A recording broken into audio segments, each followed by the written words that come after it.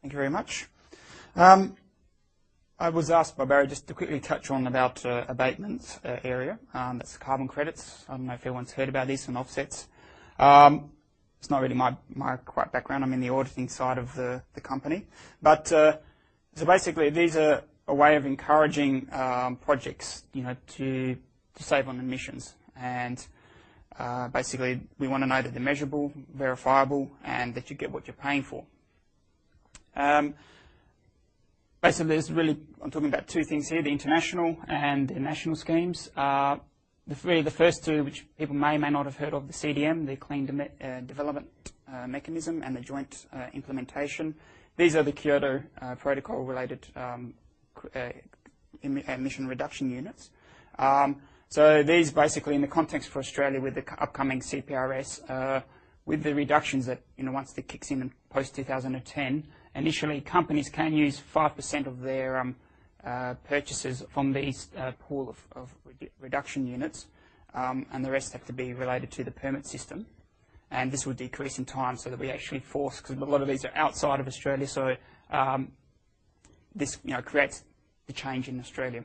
Then there's the gold standard, which is basically what it is, the gold, the top of the league type thing, and it's a basically extension of the CDM, and it's got other tangibles to it in terms of just its environmental sustainability behind it. And then there's the voluntary side of things. A lot of people ask the question, well, what's the difference between, why are the different dollar amounts to carbon credits, etc. And really, it's coming. If you go to the point of saying, well, when you go and buy oil for your car, you go and buy 4 litres, there's different ranges of quality, and it's basically related to that. 4 litres is 4 litres of oil, but you do have different qualities, and you pay for it. And it's the same with the carbon credit. Well, it's 1 tonne of credit, but it does have a range of qualities behind it. And in Australia, there's basically the greenhouse-friendly, there's the NGAC system, and there'll be others coming for sure. And these are all voluntary, but these are things like when you want to offset your flights, etc., that you can go and purchase. This is basically what it is. It's the voluntary market. And these aren't going to be part of the CPRS scheme. So, a number of categories that fall into all this, and a lot of people have heard, of course, the forestry and what else is there? Methane recovery. So that's landfill gas, etc., and other bits and pieces that we can look at capturing carbon credits. And really, the criteria and important things are, we want proof of title. It's not double counted, so someone doesn't sell it twice over. That it's actually additional, that it's actually measurable, it's the real thing. And it's quantifiable. We don't want to pay for something that's not actually there. And that's a little bit different, because when you go to just offsets, if you go by, give some money to, it's all intended well and good. If you go to, purchase an offset to a provider and like a non-government organisation, you say, we'll go and plant some trees for you. That's well and good, but it's not the same thing. Okay, it's not quantifiable. They haven't gone through the same verification process. So it's a bit like a share. You're actually buying something here, okay, a real tangible thing. The others are good initiatives, but they're not necessarily related to, their intention is well and good, but you can't demonstrate further than that. So with the auditing side, you'll see more and more of this, of course, companies having to report. That's what I'm basically involved in. So really with the NGAS scheme and how it works, it's broken down into, we're using the greenhouse gas protocol. And basically, it's divided the sources into 3 components. So fuel you burn directly, or emissions related to refrigerants and other fuel combustion, like in your home. If you burn natural gas, they're defined as Scope 1. Purchased electricity, or if you purchase processed heat, is defined as Scope 2, and everything else is defined as Scope 3. So basically, it's a mechanism so we don't get double accounting when we do this sort of thing. So quickly with Australia, may not know, so this is 2006 numbers. We're looking at 576 million tonnes, and most of that's related to our electricity generation.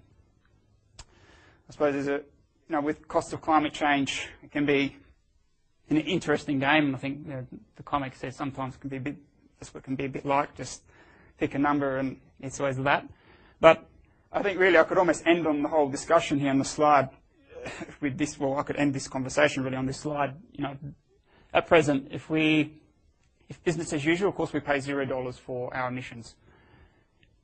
Based on 2006, 576 million tonnes. Professor Garner said initially it would be around $20 a tonne. So what does that actually mean? If we actually had to cost the whole damn lot, it'd be about $11.5 billion. What's that? About 1% or so GDP of a 1 trillion economy? It's peanuts, literally. And we're seeing with the market meltdown, probably what, $500 billion has been obliterated amongst everything else. I mean, what's that? They would have paid for 50 years worth of these emissions. And we have all these companies complaining the world's ended. You know, I don't know about you, but it's a bit of a, you know, Mickey Mouse charade what they make on about that it's, you know, it's going to kill us to do this. Obviously, some things are going to be more. I mean, we shall talk about fuel as related to the, you know, greenhouse gas emissions. So some things are going to be slightly more. Some things won't have the same. Obviously, like when we do this economic analysis, or I don't because I'm not an economist, but you know, it's very difficult in the area of environmental regulation because, you know, basically we're hampered by two things. And first is that, you know, it says it's very difficult to evaluate costs that and the benefits of the environmental programs, and how do you do things that are not covered? So how do you put a price on cleaner air and water, and, you know, human health is a classic one. You know, how do you actually put a price on, you know, a person suffering with cancer or something like that from the outcomes? You know, exactly how far do you go? What do you cover? Most times they have to limit because the study can't cover everything. So, you know, you have to stop somewhere. You know, interesting thing, of course, with Hurricane Katrina, they've estimated about up to 1 million people now have post-traumatic stress disorder. I mean, how do you price that in? You know, we know how to, you know, rebuild a house. Yes, there's a definable amount to that, but, you know, the stress involved for someone in such a horrific cataclysmic sort of event. I mean, this was just Hurricane Ike, and a picture there. And it sort of exemplifies, I mean, right, there's one house left, fine, we can rebuild, you know, if they ever would, again, but, you know, we can define that cost very easily, but, you know, imagine you're that person that comes back to this scene. I mean, how do you put a dollar amount to that sort of stress? And really, what has history told us? Really, there's the closest thing in terms of pollution, we've got the Clean Air Act. I mean, we've got similar things now here with the EPA. And really, you know, every time they try to push in, well, when they initially tried to push this in, you know, the world's going to end, you know, it costs too much, can't do it, it's too hard, blah, blah, blah. And, you know, 3 separate studies have shown that in the end, the aggregate benefits clearly outweigh the aggregate costs. And alone the EPA have just said that, you know, up to $70 billion just for 5 years in $1994. So it's quite clear that the benefits, I mean, we can see that with tobacco. You know, they fought it for a long time, no one was cancer, and we know what the costs are involved with this. So how do we tackle this issue? I've taken this really from Professor Sokolov in Princeton University. Well, Gavin mentioned that we're trying to, obviously Australia is going to have a target of reducing by 60%. I don't know how, or anywhere in the world, how we're going to really achieve that. Hopefully we can, but basically the idea is now, at best, can we at least try and stabilise our growth in emissions? And so how can we do this? You know, well, we do have all the science and know-how now available to do this. It's not rocket science. We do have what's our answer. And, of course, it's not going to be one answer. It's going to be multiple solutions to this problem to do this. And some of the things, of course, are quite simple things. Improve fuel efficiency, you know, building more efficient buildings. It's very easy stuff. It's not, of course, putting renewables, a whole lot of things, quite simple things. Each thing will add. So how does it really work? Well, how do you eat an elephant? One bite at a time. You can't do the whole thing in one big gulp. You get indigestion. So that's how you do it. Do it a little bit, and hopefully we can do it. And it all adds up in time. What you start now propagates further down, and that's the key thing. That's why the later we wait, the worse it's going to be. The harder and steeper we have to try and change. So obviously we have an issue, of course, legacy of infrastructure, things we build. You know, dams are there for maybe 100 years. We're just building a northern expressway here. It's, you know, based on the paradigm, of course, that oil is going to be cheap. You know, we're doing these things now. So the quickest and easiest thing is energy efficiency. We see it time and time again. I don't do audits. You know, I just did a jewelry shop.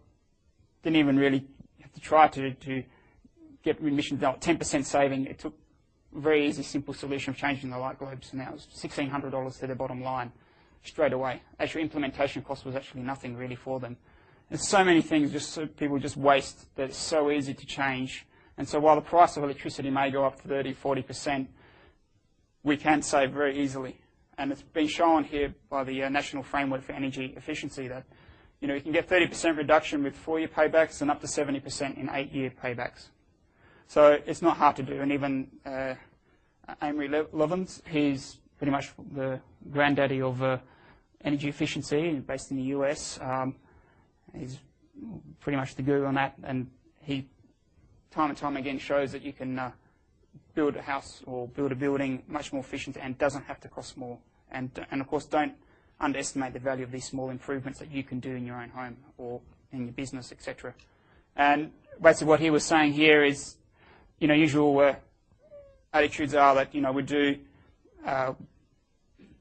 small changes at a time, and then you get the diminishing return. Obviously, the jobs that are more expensive, we leave to the end, they're more expensive. But once you actually get to a point, you actually do all these tasks. Well, if you do a design a building and you actually do it correctly from the beginning, you'd be surprised that something you don't actually need, an air conditioning unit if you do it properly. So you save all that capital cost. So something you go from up top, and you suddenly jump down, you actually at the same price or below.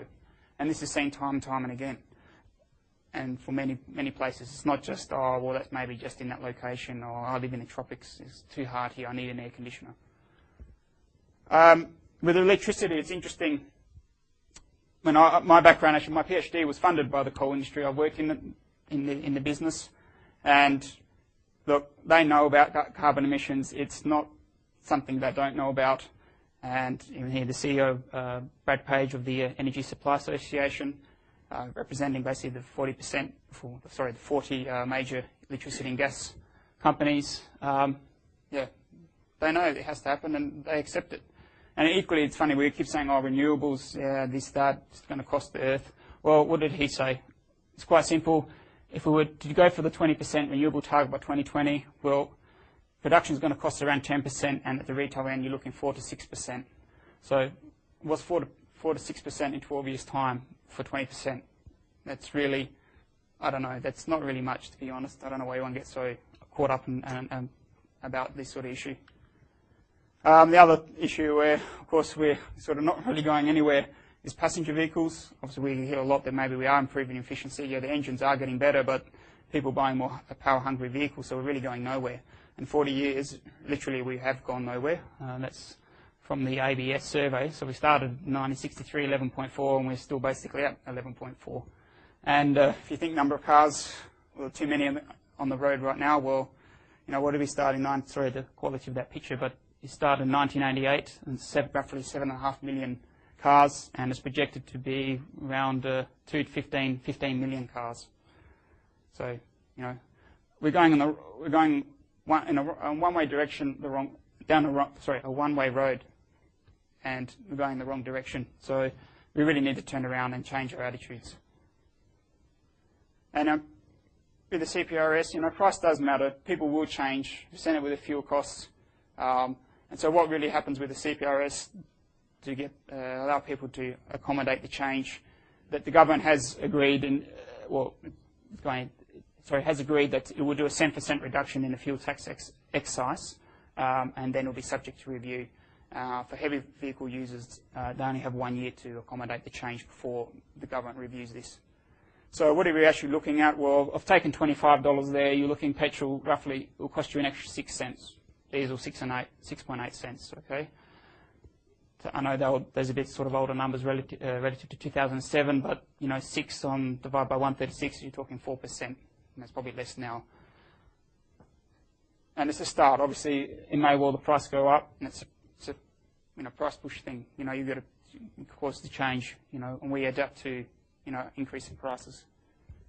I just want to touch there. I mean, just recently in September this year, Brussels, the EU, were trying to push through the legislation to get the emissions down. And usual response from the car companies, no, it's too hard.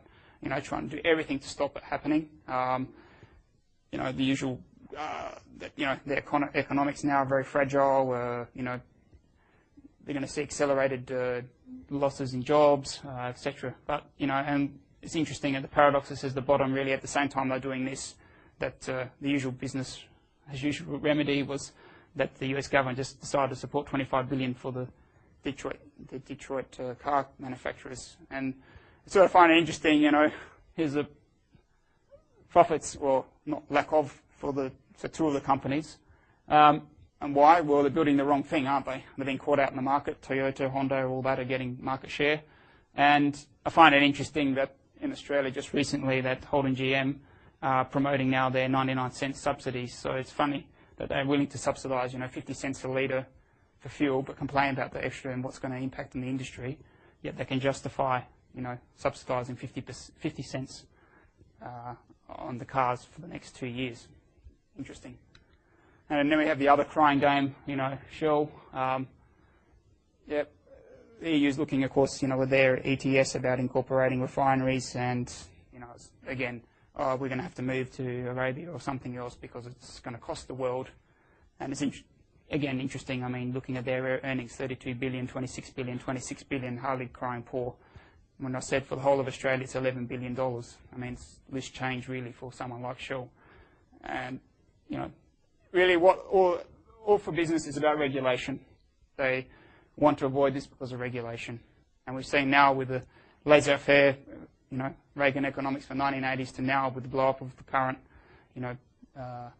markets, basically because of deregulation.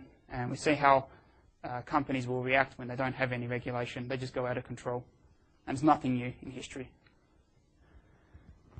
And of course, now with this current turmoil going on, we're hearing, the new excuse, and you'll hear this more and more. The new excuse to do nothing. Cost too high, delay, we must wait. And I sort of just thought I'd touch just out of interest between a very excellent book and just with the current turmoil of price histories. And I thought this was important because, obviously, humanity and modern economics, we don't have the same, millions of years of data like Barry can regurgitate in a sense of climate change. And what we've basically seen in history is these periods of economic expansion, and then a sudden collapse from whatever inputs there were. We've seen in the medieval price, it was the Black Death.